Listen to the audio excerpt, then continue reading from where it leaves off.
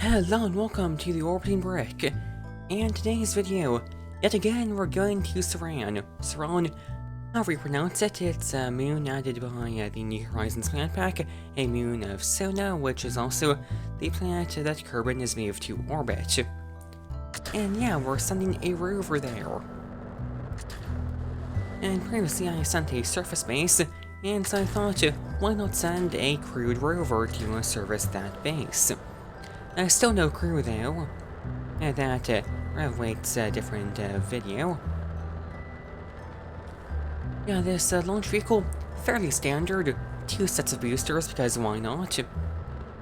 And I did something a bit interesting with the payload fairing. You'll see that later. But yes. Well, first of all, I just want to say, yes, I realize there's been some more model rocket videos on this channel lately. It's just the club I go to has been launching more frequently, so I guess if you want those videos, I guess good for you. And if you don't watch those videos like most people, I guess sorry about that. It's just another thing I'm passionate about. Anyways, we're currently launching this mission. You can see already the SRBs have just sent. These 3 cores are all cross feeding fuel into each other. And you can see it's trying to be a bit more interesting with the color scheme. Use some yellow for once. I think it turned out pretty good.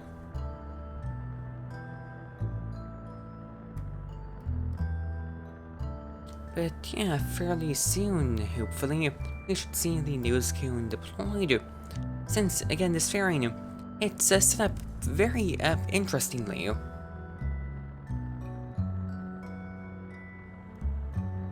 So there goes the nose cone, and that's it.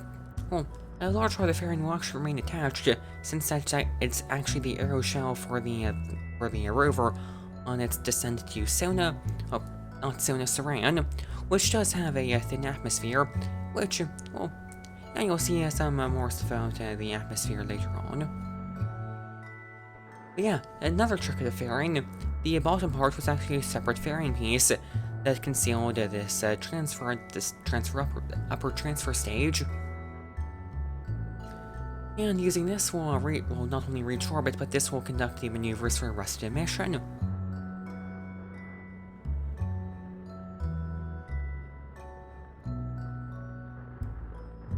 So we're about to reach orbit.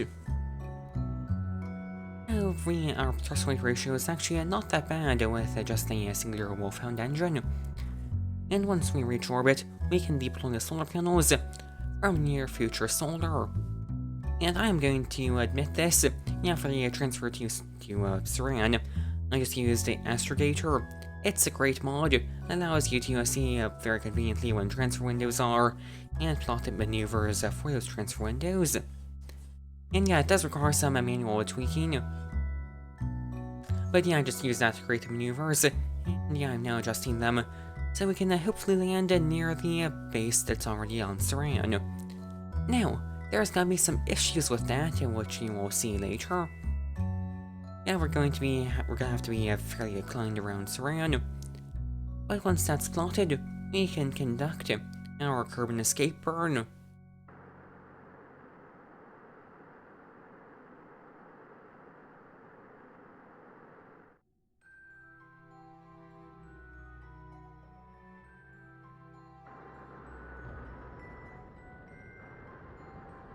And although we're not at the best attitude when the burn starts, by the end everything has sorted itself out, and we're on the correct trajectory.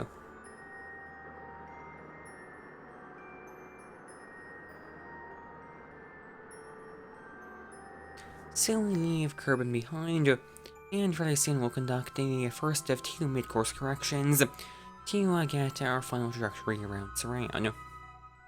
In fact, time warp caused me to overshoot the first of those corrections. But yeah, we started burning, and by the end we'll end up a bit off from the planned trajectory, and that's why we'll need the second maneuver.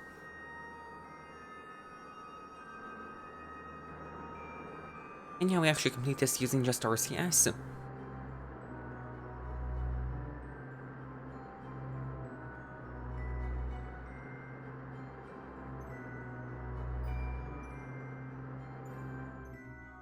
And once we're done with that, we just time warp out towards Serran.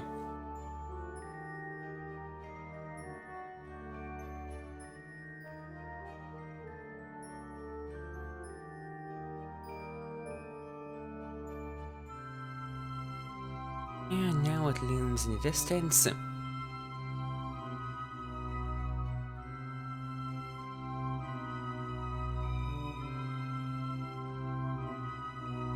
And I hold on this scene for a while, didn't I?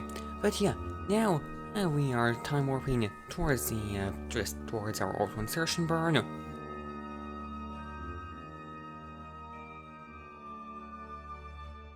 And there we go. And now we're gonna do this orbital insertion in 2 parts to maximize use of the O-berth effect.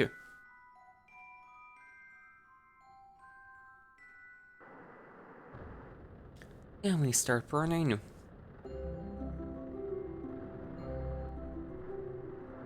And we end up in a fairly elliptical orbit, but that can be lowered by a further burn.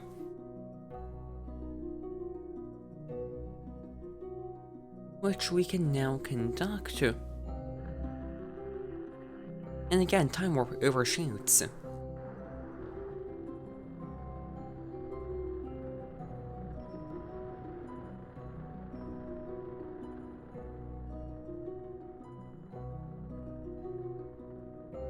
But we complete that burn and are now left in a fairly circular orbit, and can now plot our deorbit burn.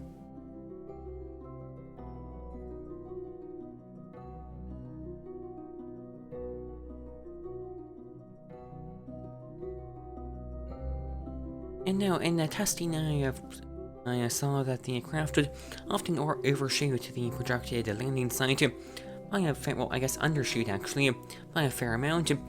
So I set our landing target a fair distance away from the actual base, and hoped that that would mean we would actually land very close to it. This would not work out. So we conduct our deorbit burn, and now we can jettison the transfer stage. Very slim margins on this mission.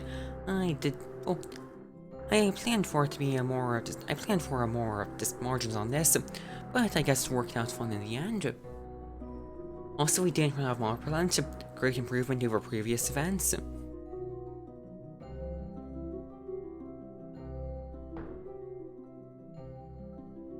But yeah, as we start our entry, we have, well, I guess just entry, we fall significantly short of our target.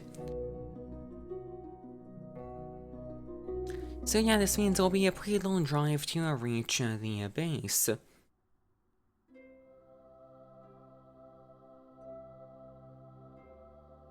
But yeah, plasma begins to build up on the air shell.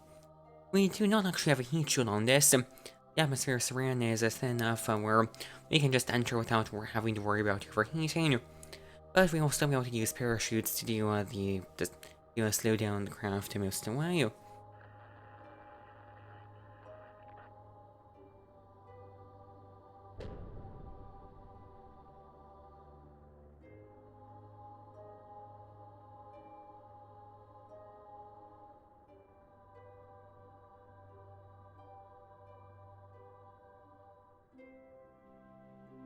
So the plasma starts to subside, and fairly soon, well, sometime after that, we'll be able to deploy the parachutes.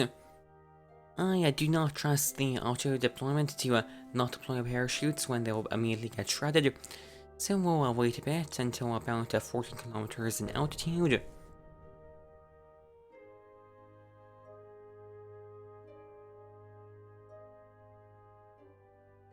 There we go. And these parachutes will slow us down the rest of the way. And landing is an interesting procedure for this craft. So Rover is currently perpendicular to the orientation it needs to be on the surface. It is currently vertical, and it needs to become horizontal. And I did try landing this horizontally, but I have a different solution that ended up being the final design. So first we land. and the craft will end up completely vertical. You see there. But there's some SRBs on the top, which will push it over, and cause that fairing base to break apart.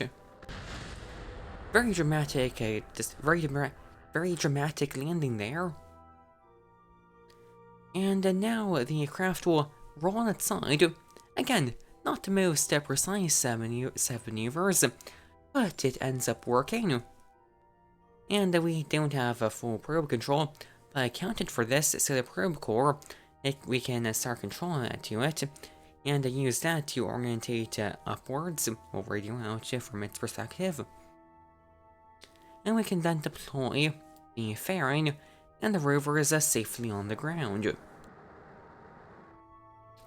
Yeah, there's also some RCS on it for if we need that during the descent. But yeah, we can deploy the antenna. See some random black squares appear on the surface. It only happens on Serran, I don't know why. But yeah, we're now able to drive around. And thus we can begin the long drive back over to the base. And I decided to try this mod I haven't used before, Bon Voyage. It's meant to allow you to just have a rover drive in the background without having to be constantly monitored. And I've seen it used before. I assumed it looks pretty simple to use. I was wrong. So I've set the waypoints, I've set all the conditions it needs. So I tell it to go. And it says to go to a different screen. And long story short, after a while of driving, I switch back and it's nowhere near the base. For some reason, it just didn't go the full distance, and it gets Kraken attacked like this. So yeah, not only are the solar panels gone, but also their probe core is lost. So yeah, this means that the rover is pretty much disabled at this point. So it appears that there will be another mission to rescue this rover. Yeah, I guess I'll have to wait for another time. I want to thank you for watching, please like and subscribe, and goodbye!